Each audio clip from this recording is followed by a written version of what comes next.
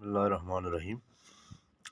پیارے بچوں، 8ویں جماعت کی اردو سبق کا نام للدت، جو کل بھی ہم پڑھ چکے ہیں تھوڑا سا، تو آج سے آگے بڑھاتے ہیں۔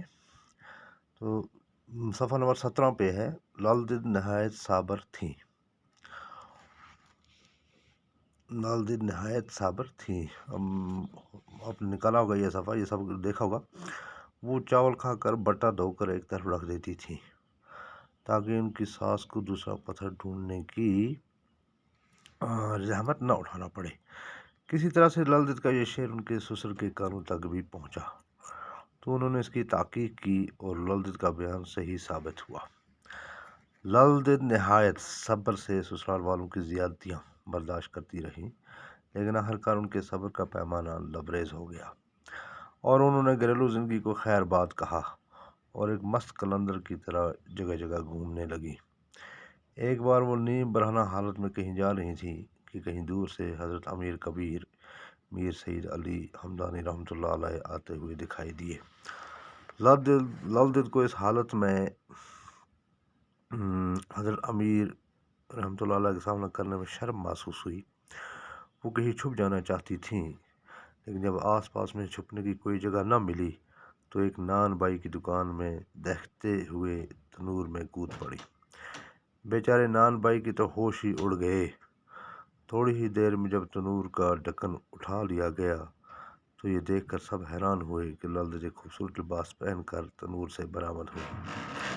بعد میں جب ان سے اس بارے میں پوچھا گیا تو انہوں نے جواب دیا کہ انہوں نے زندگی میں پہلی بار کسی مرد خدا کو دیکھا اور ان کے سامنے نیم برہنگی کی حالت میں چیتھڑے پہن کر جانے میں لاج آئی۔ للدت اس واقعہ کے بعد کئی بار حضرت امیر رحمۃ اللہ علیہ سے ملی اور ان کے علاوہ حضرت شیخ نوری رحمۃ اللہ علیہ سے ملتی رہیں۔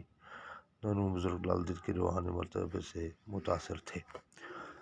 تو پیارے بچوں، یہ لکھتے ہیں کہ للدت کا جو واقعہ ہے کہ جب سسرال والوں نے حور سلطان کا انتظار، تو کھانے کی جگہ پہ بھی اس کو پتھر رکھ دیا کرتے تھے پلیٹ میں، اور تھوڑا سا اوپر سے چاول ڈالتے تھے تاکہ کھانا زیادہ دکھے، اور ایسا ہی ہوتا رہا۔ تو کہتے یہ خبر کسی طرح سے اس کے جو اس نے یہ شعر کہا تھا، مینڈا پکے یا بکرا، للدت کی قسمت میں بٹائی ہے، تو یہ شعر اس کے سسر کے کانوں تک بھی پہنچا۔ لیکن یہ بہت صابر تھیں، صبر کرنے والی تھیں۔ کھانا کھا کر وہ پتھر جو ہے وہ ادھر ایک جگہ پہ رکھ دیتی تاکہ ساس کو کل دوسرا پتھر نہ ڈھونڈنا پڑے، اتنا تھا۔ تو سسر نے جب تحقیق کی کہ یہ تو صحیح میں للدت کے ساتھ ہو رہا ہے، تو یہ واقعہ صحیح ثابت بھی ہوا۔ اب پہلے تو للدت نے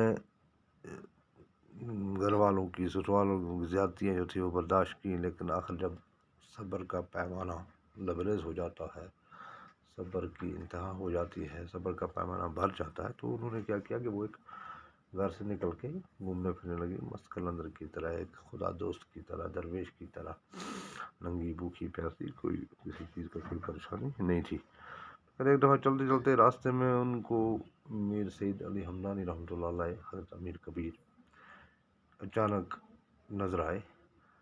تو ان کو اتنی شرم محسوس ہوئی کہ انہوں نے جب چھپنے کی جگہ ڈھونڈی تو کوئی جگہ نہیں تھی، بے چویت میں جائے کوئی نہیں، تو انہوں نے ایک تنور کو یہ جائے کاندر ٹوٹش بناوا تس تنورس من تروک مو ووٹ اتھے پٲٹھۍ۔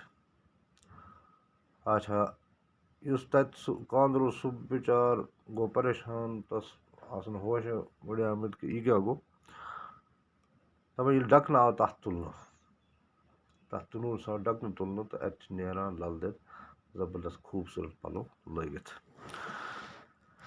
اچھا، دپان ییٚلہِ پتہٕ آو تمن پرژھنہٕ کہ یہ کیا دلیل ٲس، تہٕ دپان یِمو ہسا ووٚنُکھ کہ مےٚ ہسا وُچھ خداے سُنٛد اکھ بنٛد زندگی منٛز گۄڈنِچ لٹہِ کہ میں نے زندگی میں پہلی بار ایک اللہ کا نیک بنا دیکھا، اور مجھے شرم محسوس کہ میں ان کے سامنے کیسے اس نیم برہنہ حالت میں جاؤں۔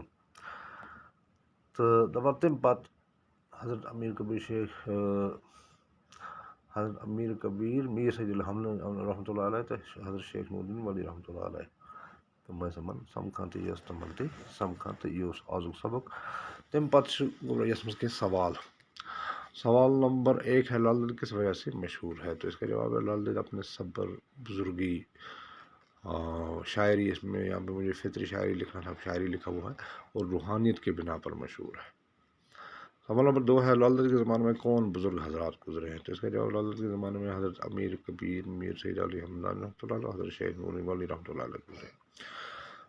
اس کے بعد کچھ الفاظ معنی ہیں: لبریز ہونا، بھر جانا، خیر بات کہنا، چھوڑ دینا، لاج، شرم، سوک، یقین۔ تو یہ بیٹا آج کا سبق تھا، امید ہے کہ آپ اس کو اچھے طریقے سے پڑھو گے، لکھو گے اور یاد بھی کرو گے۔ شکریہ۔